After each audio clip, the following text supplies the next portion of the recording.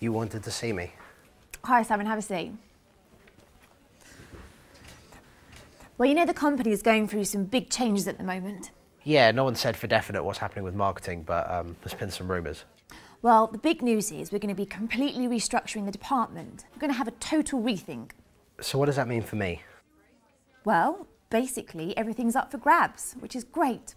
We're going to make sure we get the best skills. What do you mean everything's up for grabs? Are some jobs going? What's happening? Yeah, well, some positions are going to have to go, but there'll be a couple of new roles as well. Is my job being cut? I don't know, Simon. You'll just have to wait and see. When are you going to know? Grant's talking to people this week.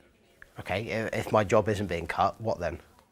Well, you'll have to reapply for it. We're sending out a list of all the positions and getting everyone to apply by the end of the month. I have to reapply for my own job, even though I just joined 6 months ago. Look, this isn't easy for us either, believe me. Oh, yeah, sure. Have you got to apply for your job then? That's not the point. You know we just moved into a flat, don't you? And now you're telling me I could be out of a job. I don't know what you want me to say, Simon. It's nothing personal.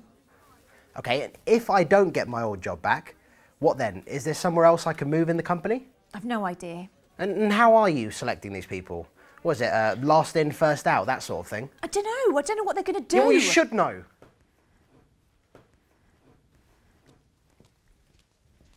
Hey, look, don't shoot the messenger, OK? I'm just telling you. You can't do this out of the blue. There's been no consultation, no nothing. I didn't have to consult you about any of this. It's basic restructuring. It happens all the time. Basic restructuring? I can't believe this.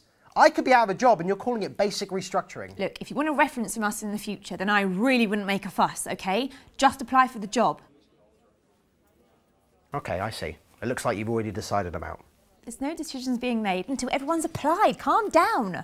You know, I turned down another job offer to come work here. What about all this, oh, we're a growing company rubbish? You must have known then that this was on the cards. You know what, I think this is just box ticking. You want to get rid of people, but you're covering up with this whole reapply for your own job thing. Just tell me now, am I in or am I out? I'm not in a position to do that, Simon. You've got to... Whatever.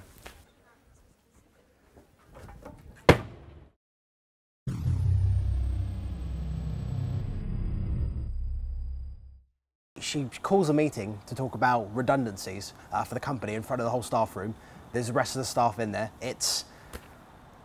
I mean, what was going through her head? The staff room, it was more like an afterthought for me, and I knew I had, in the back of my brain, I'd been told by higher up that I had to tell him about the situation, and I just thought, you know what, I'm just going to tell him on my lunch break. I'm just going to say, this is what I'm going to come out and say. So I did, and then that's when it all kind of kicked off. So everything about the environment was wrong, really, and would mean that the conversation wouldn't get off to a good start. So it must have felt very impersonal for Simon, who's being told bad news.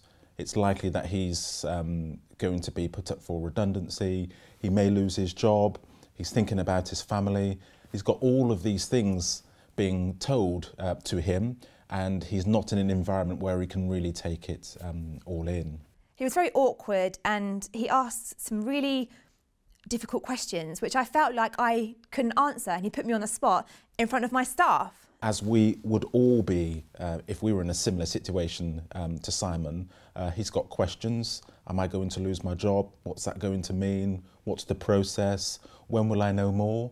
And Marie can't provide any answers to any of these questions. So that's a pretty poor performance, and certainly not one that I would like to be on the end of. Basically, everything's up for grabs, which is great. We're going to make sure we get the best skills. I'm sorry, what do you mean everything's up for grabs? Are some jobs going? What's happening? So what makes it partly worse is her comment that everything is up for grabs. That's not really the kind of comment that would be helpful in this conversation. What Marie should have is specific responses to specific questions. So it might be that she has to go and talk to HR, for example, before having a conversation with Simon or other colleagues to say, this type of question might come up, what should my response be? I could be out of a job and you're calling it basic restructuring. Look, if you want a reference from us in the future, then I really wouldn't make a fuss, OK? Just apply for the job. We also see that as the conversation continued, she starts to get a little defensive, perhaps realising that she should have prepared more for the conversation. And part of her defence mechanism that we see is where she almost uses a veiled threat about the reference. So unless you play ball, there might be issues about your reference, which is really quite inappropriate. She's trying to put a positive spin on it all. I mean, how can you put a positive spin on redundancy? I mean, you know, she should have been completely frank with me and just gone, look, you know, I'm really sorry. And I'm not buying this whole, it's not last in, first out. You know, this is what companies do. I'm not stupid. I wasn't born yesterday. A further learning point we see from this clip is the danger of trying to put a spin on news that's really bad news. People will know if it's bad news, so trying to dress it up, trying to put some icing or some topping on the message is unlikely to do you any favours. It's far better to give the news as you have it.